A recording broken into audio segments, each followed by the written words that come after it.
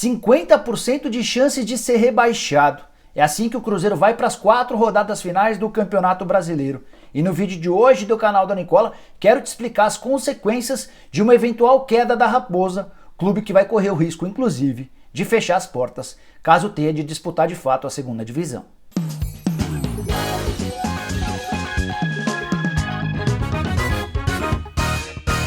Fala aí pessoal, sou o Jorge Nicola, bem legal ter você aqui em mais um vídeo do meu canal e quero te explicar tudo hoje sobre a possibilidade de rebaixamento do Cruzeiro, que de acordo com o Tristão Garcia, um dos matemáticos mais conhecidos do país, vai para as últimas 4 rodadas do Campeonato Nacional com 50% de chance de ser rebaixado. Hoje o Avaí tem 100%, já está matematicamente rebaixado, Chapecoense e CSA 99% de chances cada, resta a definição dessa 4ª e última vaga. E o Cruzeiro é o grande candidato com 50% de chances, enquanto o Ceará aparece com 30% de chances, o Fluminense tem 14%, o Botafogo aparece com 6%, enquanto o Atlético Mineiro tem apenas 2%. Então dá para descartar o Atlético Mineiro e dizer que a briga se concentra entre Cruzeiro, Ceará, Fluminense e Botafogo, tendo Cruzeiro e Ceará como os grandes candidatos. O Cruzeiro tem 36 pontos e o pior, só 7 vitórias, muito menos vitórias do que todos os outros concorrentes na luta contra o rebaixamento.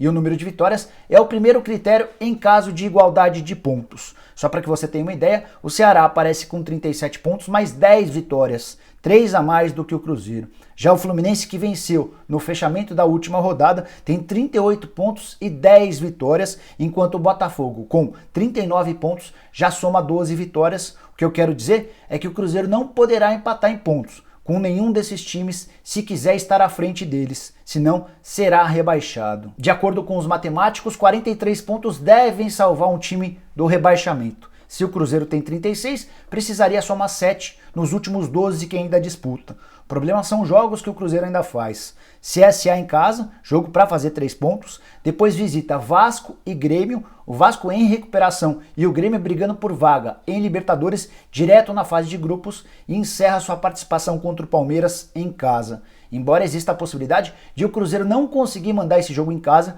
porque o Cruzeiro foi punido pelo STJD por conta do mau comportamento de seu torcedor no clássico contra o Atlético Mineiro. A punição é de perda de um mando de campo, além de R$100 mil de multa. Como a partida contra o CSA já estava marcada e não tinha um período de 10 dias de antecedência, essa punição, a perda do mando de campo, ficou adiada para a última rodada, para o último jogo que o Cruzeiro faz dentro de casa. Então ainda não está definido se de fato o Cruzeiro conseguirá enfrentar o Palmeiras como mandante. A diretoria do Cruzeiro tenta um efeito suspensivo para que possa atuar ao lado do seu torcedor diante do Verdão no fechamento do campeonato. O Ceará, que aparece apenas 1 ponto à frente do Cruzeiro, é outro bastante ameaçado e tem jogos ainda mais complicados daqui até o fim do campeonato. Próxima rodada contra o Flamengo no Rio de Janeiro em jogo da entrega da taça. Depois, o Ceará recebe o Atlético Paranaense, time em grande momento. Ainda recebe o Corinthians, que briga por vaga no G8 da Libertadores da América, e por fim visita o Botafogo, confronto direto contra o Z4. Antes de te explicar as consequências de um rebaixamento que poderia levar o Cruzeiro até a falir, a fechar suas portas, quero contar para você como é que o Cruzeiro chegou nesse momento do campeonato com sérias chances de ser rebaixado. O curioso é que é um dos times mais caros do país. A folha salarial é superior a R$12 milhões por mês. Vou passar a lista de atletas e seus salários e certamente você vai ficar assustado. Mas o mais curioso é que o Cruzeiro, até o dia 27 de abril, seguia invicto na temporada de 2019. Eram, naquela oportunidade, 16 vitórias e 5 empates, ou seja, os primeiros 21 jogos da temporada sem qualquer derrota, e nessa sequência tinham 4 vitórias em 4 jogos na Libertadores da América. O Cruzeiro era líder de seu grupo e tinha 100% de aproveitamento. A partir da derrota para o Flamengo, na abertura do Campeonato Brasileiro, 3-1, tudo mudou para pior. Desde então, o Cruzeiro só venceu 8 das 42 partidas disputadas, ainda empatou 19 vezes e perdeu 15 jogos. Entre a série de protestos dos torcedores organizados do Cruzeiro, teve até pichação nos muros da Toca da Raposa, centro de treinamento do Cruzeiro. Esses torcedores escreveram: fora parasitas, fora vermes, Onde estiverem, estaremos de olho, a farra acabou e sumam do Cruzeiro. Também teve protesto durante a festa organizada pelo Dedé para comemorar o aniversário da sua esposa numa casa de eventos no bairro da Pampulha. Alguns jogadores do Cruzeiro estiveram nessa festa e 7 torcedores organizados apareceram por volta de 00:30 para cobrar os jogadores. Algo como, pô, o time tá brigando contra o rebaixamento e vocês estão fazendo festa? O Dedé, de acordo com o relato desses torcedores, agiu de forma agressiva, expulsando os invasores da festa. Enquanto isso, algumas das esposas dos jogadores choravam, reclamando do fato de o Cruzeiro estar atrasando com frequência o salário dos jogadores. Por sinal, no fim desse mês, o Cruzeiro vai completar o 3º mês sem pagamento dos salários em carteira. Os direitos de imagem para os atletas que recebem já bateu 6 meses de atraso. O Cruzeiro vive uma realidade financeira absolutamente assustadora. Talvez seja o clube em pior condição financeira na Série A do Campeonato Brasileiro. E uma prova disso são os processos contra o Cruzeiro na FIFA. O Cruzeiro é o recordista de processos contra si na entidade máxima que organiza o futebol. E em 4 dessas ações, o Cruzeiro já foi condenado pela FIFA. Essas ações são do Morelia, do México, que cobra o dinheiro da venda do Riascos, do Tigres, também do México, que cobra do Cruzeiro o não pagamento pela compra do Rafael Sobis, o Defensor do Uruguai, que vendeu a Arrascaeta, mas não recebeu tudo que o Cruzeiro havia prometido, e por fim o Al-Wahda, dos Emirados Árabes Unidos, que havia vendido o Denilson para o Cruzeiro, mas também não recebeu.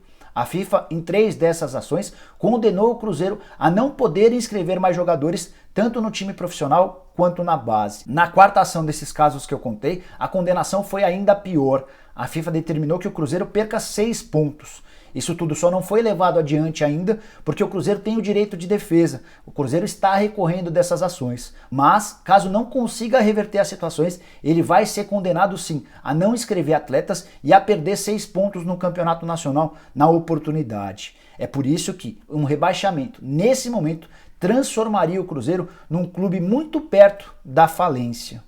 Se o Cruzeiro de fato for rebaixado para a 2ª divisão, pode escrever aí, a reformulação do elenco do Cruzeiro será total. Pouquíssimos jogadores ficarão para 2020, levando em consideração os altíssimos salários que eu vou passar a partir de agora. Aquele que mais recebe no Cruzeiro é o Fred, que entre salários, direitos de imagem e luvas embolsa algo na casa de R$1.200.000 por mês. Depois aparece o Pedro Rocha, que ganha R$1 milhão por mês. Pedro Rocha emprestado somente até o fim dessa temporada. Na sequência, o Rodriguinho, meio atacante, que ganha 800 mil mensais. O Thiago Neves embolsa 700 mil, mais bônus que podem fazer com que o salário dele alcance 900 mil reais mensais. O goleiro Fábio ganha 750 mil. O Dedé ganha 690 mil. Na sequência, o Dodô, emprestado também até dezembro, 650 mil. Além de Robinho e Henrique, que faturam cada um 600 mil reais mensais. Já ia me esquecendo de 2 casos que mostram como o Cruzeiro gasta mal quando o assunto é salário. O Edilson, que é reserva do Cruzeiro, ganha 500 mil reais por mês. E o Manuel, zagueiro que está emprestado ao Corinthians e volta para o Cruzeiro na próxima temporada, também embolsa esses mesmos 500 mil reais. Como manter uma folha salarial desse tamanho, com jogadores tão caros, tendo uma cota de TV para a próxima temporada muito, mas muito menor em caso de rebaixamento para a 2ª divisão.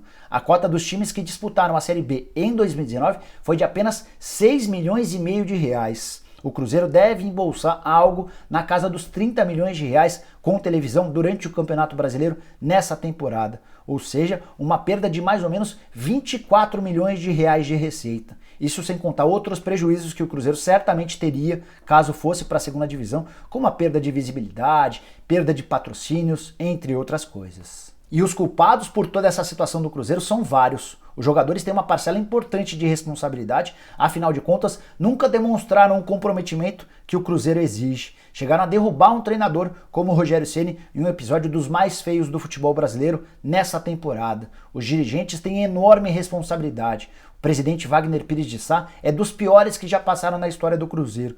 E a aliança que ele formou com o Itair Machado, nossa, que aliança! O Itair Machado certamente foi um dos caras que mais prejudicaram o Cruzeiro em toda a história do clube. Bom, eram essas as informações sobre o momento preocupante do Cruzeiro. Espero que você tenha curtido o vídeo. E se curtiu, não esquece de dar um like por aqui. Quem ainda não se inscreveu no canal do Nicola, aperta o botãozinho vermelho de inscreva-se. Aperta também o sininho, porque a partir daí você passa a ser notificado toda vez que eu fizer um vídeo novo ou uma live e use o espaço para comentários para primeiro responder se você acha que o Cruzeiro cai, depois quais as consequências em caso de rebaixamento para o Cruzeiro e também fique à vontade para perguntar, para tirar dúvidas, para sugerir alguma coisa, para criticar, tudo isso é muito bem-vindo, beleza? A gente se vê numa próxima, até!